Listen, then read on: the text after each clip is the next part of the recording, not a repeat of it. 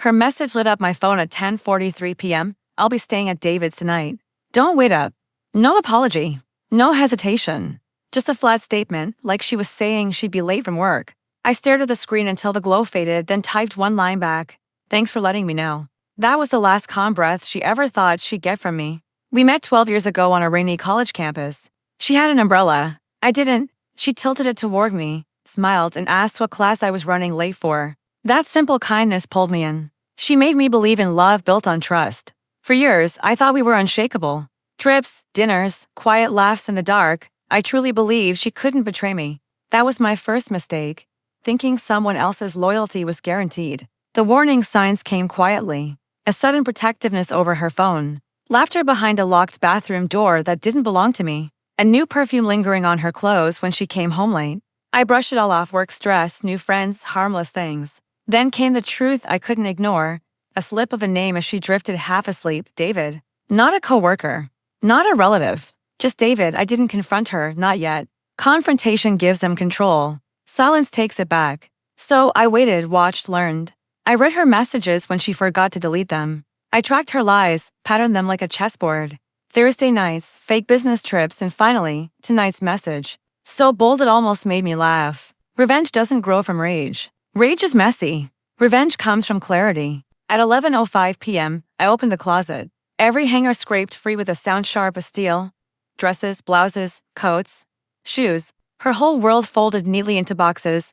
Careful, clean, final. Each strip of tape sealing a box felt like nailing shut a coffin. By midnight, the trunk of my car was packed tight. I drove through silent streets, headlights slicing through the dark, until I stopped at David's perfect little townhouse. Lights off, curtains drawn.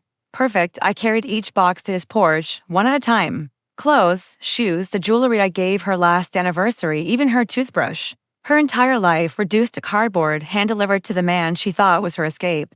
On top, I left a note. Since you're staying here, you'll need these. I didn't knock. I didn't ring the bell. I just walked away. The quiet followed me home. Her first call came at 3:07 a.m., then again at 3:09, then 3:11. I finally picked up. Her voice shook with panic. Where are my things? Why are they at David's?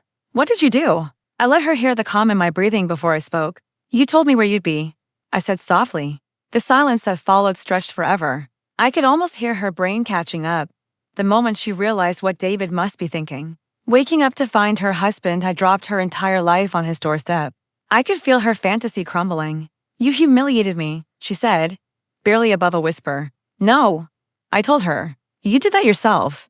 I just turned on the lights. By morning, she stumbled through the door at 6 a.m. Mascara streaked, hair a mess. She wasn't the same woman who used to sit with me over coffee in the quiet dawn. She looked smaller, lost. She started with anger, shouting, blaming me for everything. I let her rage burn itself out.